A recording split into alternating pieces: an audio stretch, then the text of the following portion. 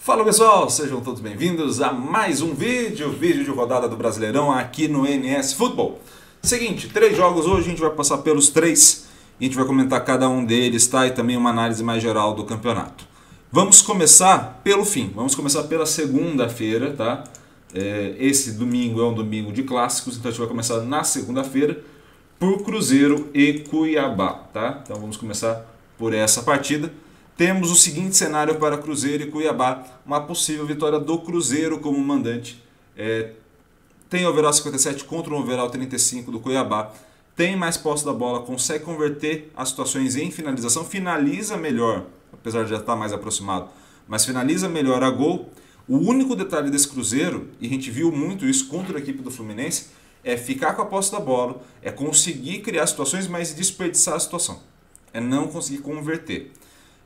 O Cruzeiro precisa melhorar essa última parte, mas contra o Cuiabá, que não fica tanto com a posse da bola, que não finaliza tão bem e que sofre mais do que o Cruzeiro na fase defensiva, talvez a gente esteja olhando para um cenário onde a equipe do Cruzeiro é favorita nesse confronto contra o Cuiabá, nessa segunda-feira, no último jogo da rodada do Brasileirão, tá? Vamos aos confrontos, né, aos clássicos desse domingo, começando pelo Grenal. Grêmio e Inter, já vou colocar o Grêmio aqui na tela para vocês. E agora vamos colocar o Internacional de Porto Alegre na tela para vocês. O que a gente pode entender desse confronto? O Inter jogando fora de casa em relação ao Grêmio jogando em casa como mandante. O Inter tem até mais posse, ou seja, mais passes trocados, tá? Estamos considerando posse no sentido de ação com bola realizada. Tem até mais passes trocados. O grande detalhe é que o Grêmio consegue converter mais as ações de passe para chute. Então a gente está falando da posse pouco vantajosa para o Inter, onde o Grêmio consegue converter mais, chuta mais vezes certo a gol e quando chuta consegue converter mais que o Inter. Tá? O grande ponto do Inter é que ele não aproveita a chance criada, olhando para a fase ofensiva. Tá? Na hora da recuperação, o Grêmio recupera mais vezes, recupera mais rápido, mas acaba sofrendo mais chutes ao gol. O Inter bloqueia melhor as ações, mas quando vai a gol, o Grêmio se defende melhor com o seu goleiro. Então assim, a gente tem esse cenário criado para essas duas equipes. Obviamente o clássico modifica completamente a estrutura da análise, especificamente, e modifica também a estrutura por conta de viagem, que não é feita, por conta do clima da cidade, tem uma série de outros fatores que vão estar aí presentes, que para um clássico na mesma cidade acaba modificando em relação ao que a gente chama de casa e fora, tá? Mas é uma vantagem do Grêmio para esse jogo, para esse confronto, e a gente pode esperar um grande clássico, talvez ali um Inter melhor nessa taxa de conversão. Acredito eu que as coisas possam ao longo da competição ter uma melhora para a equipe do Internacional e uma manutenção pelo menos para a equipe do Grêmio. Vamos ao último jogo, né? A Flamengo e Corinthians na tela para vocês. Flamengo overall 68 jogando como mandante, Corinthians overall 26 jogando como visitante. Corinthians não faz boa campanha jogando como visitante nessa competição até o momento. Em posse da bola tende a dar Flamengo. Na taxa de conversão de passe para chute tende a dar Flamengo. Nos chutes certos, Flamengo. Na conversão, Flamengo. Então o grande favorito, olhando só para a parte ofensiva, é o Flamengo. Olhando para a parte defensiva também. E olhando para os números de como o adversário consegue se comportar, também. Então todos os números apontam para o Flamengo. É claro, é aquilo que a gente vem falando em outros casos, a gente fala na Champions, fala nos campeonatos de liga.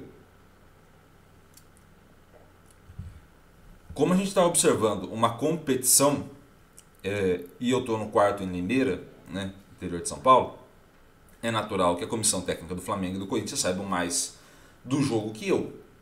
Então, assim, eles também já olharam esses números, eles também estão aí. O Flamengo está fazendo ações para que melhore esse número e o Corinthians idem, né? Ou para que a equipe adversária não consiga produzir os pontos positivos que passe a ter. Então, a gente está olhando um cenário onde a equipe do Flamengo é favorita para esse confronto de domingo, tá?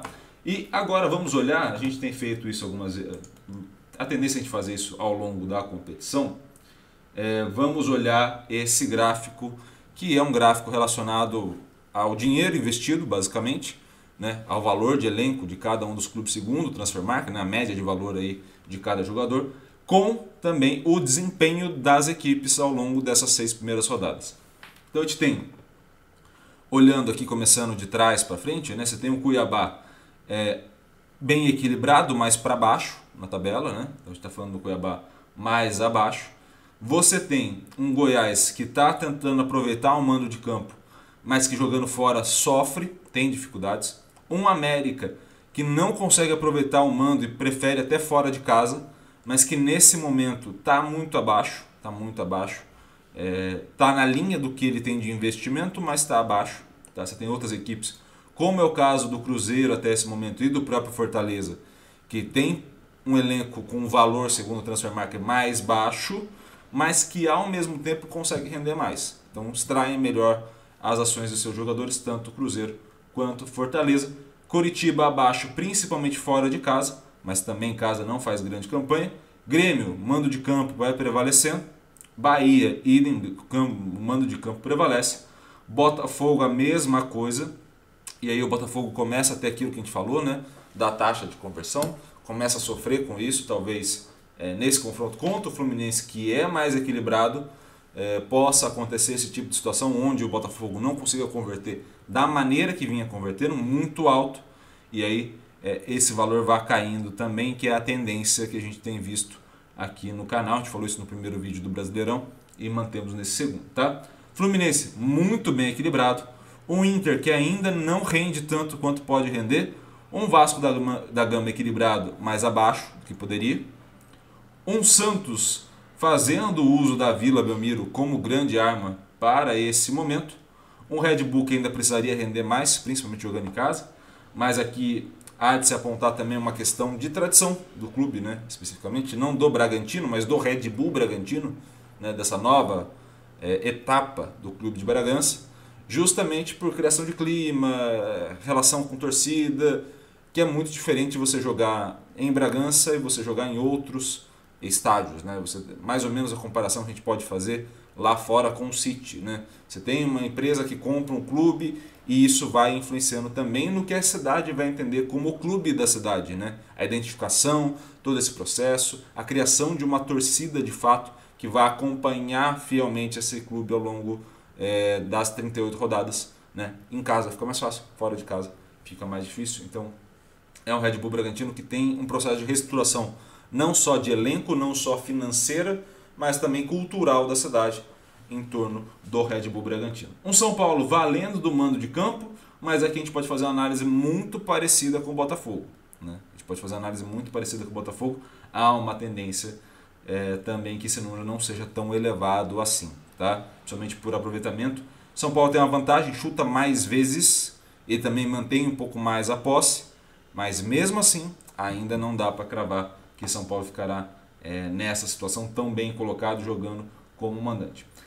Atlético Paranaense também faz uso do campo, já consegue melhorar. Corinthians muito melhor na arena e muito pior fora. Aqui talvez seja a maior discrepância que a gente possa ver junto com o Internacional, né? Corinthians e Inter são duas equipes que estão usando melhor mandante, mas que tem muita dificuldade quando joga como visitante. Um Atlético Mineiro mais equilibrado, mas ainda com o mando de campo valendo.